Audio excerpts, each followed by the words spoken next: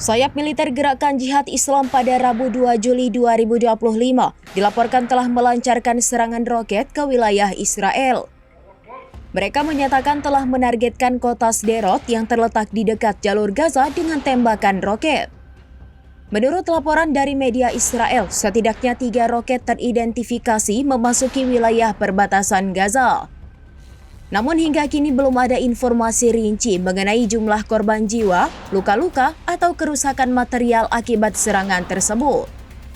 Selain itu, Brigade Al-Quds juga mengklaim telah melakukan operasi lain yang melibatkan peledakan ranjau darat.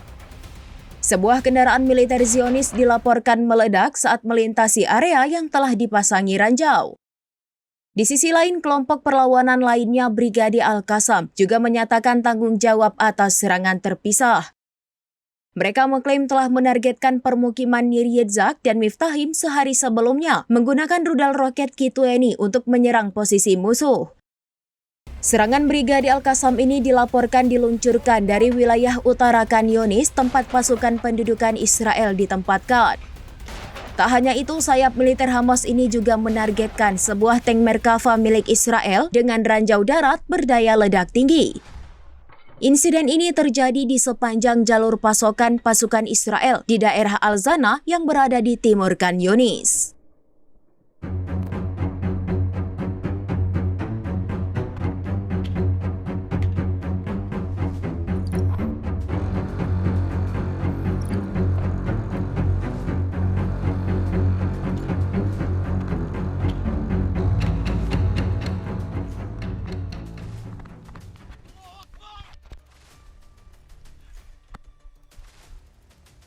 الله أكبر.